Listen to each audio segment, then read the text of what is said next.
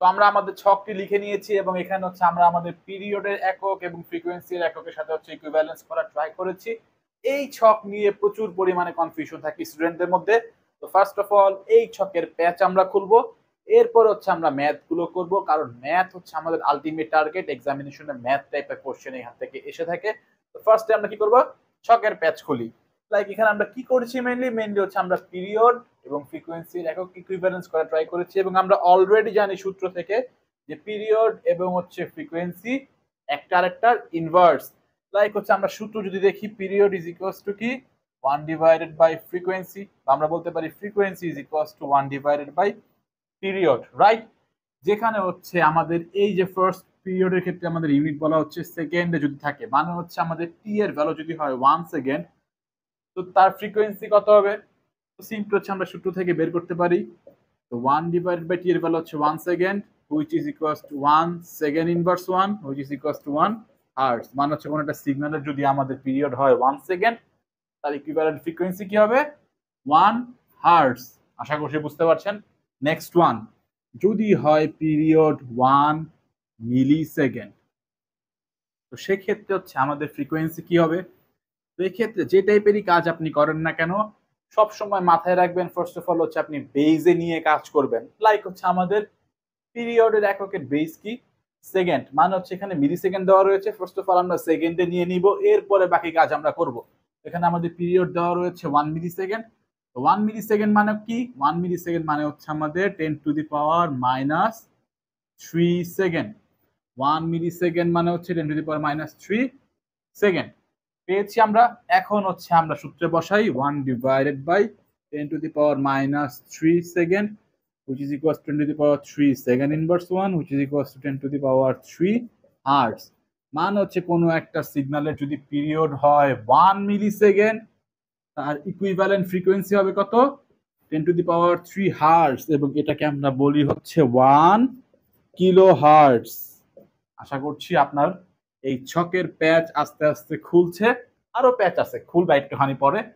Next one, period যদি হয় এমন যে 1 মাইক্রোসেকেন্ড বলা হচ্ছে, which means 1 মিউ সেকেন্ড যদি বলা হয়, তাহলে তার ফ্রিকোয়েন্সি কত হবে? ফার্স্ট অফ অল হচ্ছে আমাদের সেকেন্ডে নিতে হবে।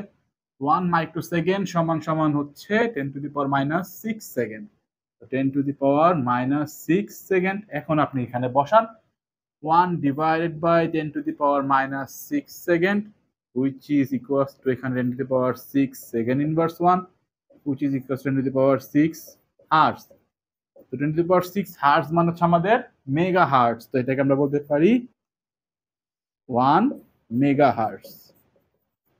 আশা করছি এই পর্যন্ত আপনার প্যাচ খুলে গিয়েছে, এবং বাকি দুটো আপনি একা থেকেই বুঝবেন। এখানে যদি হয় আমাদের পিরিয়ড যদি হয় 1 ন্যানো সেকেন্ড, তাকে আমরা বলতে পারি হচ্ছে 10 to the power minus 9 second. সেটার ইকুইভ্যালেন্ট আমাদের ফ্রিকোয়েন্সি কি হবে? 10 টু দি পাওয়ার 9 হার্টজ, বা হচ্ছে এটাকে আমরা বলতে পারি 1 গিগা হার্টজ। এমন যদি হয় আমাদের সিগন্যালের হচ্ছে পিরিয়ড হচ্ছে 1 পিকো সেকেন্ড, মানে হচ্ছে সেটা actually 10 to the power minus 12 second, এবং তার ইকুইভ্যালেন্ট ফ্রিকোয়েন্সি কি হবে? 10 to the power 12 hertz, right? এবং এটাকে আমরা বলতে পারি 1 টেরা হার্টজ। এই পর্যন্ত আশা করছি আপনার প্যাচ খুলেছে। এরপর আরেকটা প্যাচ রয়েছে, যেটা হচ্ছে স্টুডেন্টরা এখানেও কনফিউশন লাগায়। লাইক এখানে আমরা অ্যাকচুয়ালি যে ইকুইভ্যালেন্সটা করেছি, রো বরাবর করেছি। সেকেন্ড মানে হচ্ছে 1 সেকেন্ড, 1 মিলি সেকেন্ড মানে হচ্ছে 10 to the power minus 3 second, মানে হচ্ছে 10 টু দি পাওয়ার 3 হার্টজ, বা হচ্ছে 1 কিলো হার্টজ। এভাবে রো বরাবর আমরা করেছি। বাট স্টুডেন্টরা অনেক সময় প্যাচ লাগায়, যেখানে হচ্ছে অনেকে মনে করে 1 সেকেন্ড সমান সমান 10 to the power minus 3 second minus 6 second. No, this is very wrong. দেখেন আপনি, এটা হচ্ছে 1 সেকেন্ড এবং এটা হচ্ছে 10 to the power minus 3 second. এই দুটো ইকুইভ্যালেন্ট কিভাবে হয়? কোনোদিন কি পসিবল? এটা 1 হার্টজ, এটা 10 টু দি পাওয়ার 3 হার্টজ, এই দুটো কি ইকুইভ্যালেন্ট হবে কোনোদিন? নো। ইকুইভ্যালেন্ট হতো কখন? যখন হচ্ছে এই জায়গায় সবগুলো হচ্ছে 1 সেকেন্ড থাকতো, বা এখানে সবগুলো হচ্ছে 1 হার্টজ থাকতো, তখন ঠিক আছে ইকুইভ্যালেন্ট। বাট এটা কিন্তু এখন ইকুইভ্যালেন্ট না। ইকুইভ্যালেন্ট যদি করার আমরা ট্রাই করি, তাহলে আমরা কি করতে পারি? তাহলে আমরা যে কাজটা করতে পারি, দেখেন এখানে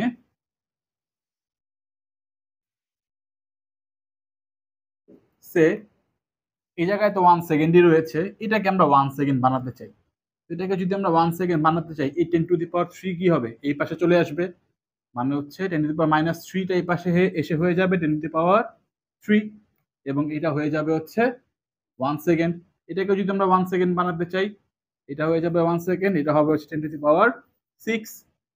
এটাকে যদি 1 সেকেন্ড বানাতে চাই, এটা হবে হচ্ছে 10⁻9। এটাকে যদি আমরা 1 সেকেন্ড বানাতে চাই, এটা হবে 10⁻12। I hope you guys are getting the point.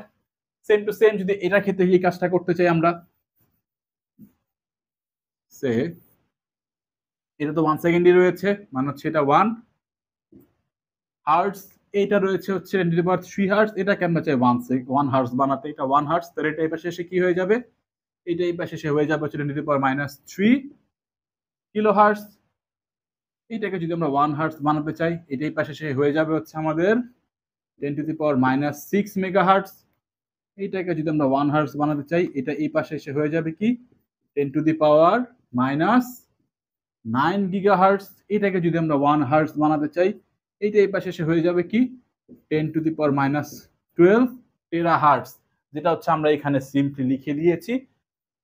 1 second সমান সমান হচ্ছে, এখন দেখেন এখানে সবগুলো হচ্ছে 1 সেকেন্ড, তো 1 সেকেন্ড সমান সমান হচ্ছে 10⁻³ মিলি সেকেন্ড, সমান সমান হচ্ছে 10⁻6 মাইক্রোসেকেন্ড, সমান সমান হচ্ছে 10⁻9 ন্যানো সেকেন্ড, সমান সমান হচ্ছে 10⁻12 পিকো সেকেন্ড।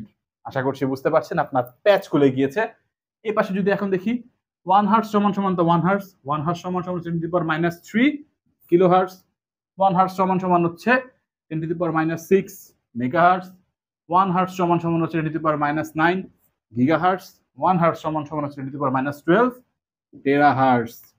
আশা করছি আপনার প্যাচ আর নেই এখন, যেখানে হচ্ছে স্টুডেন্টরা প্যাচ লাগায়, বাট আমাদের আশা করছি প্যাচ খুলে গিয়েছে। তো এখন হচ্ছে আমরা ম্যাথ সলভ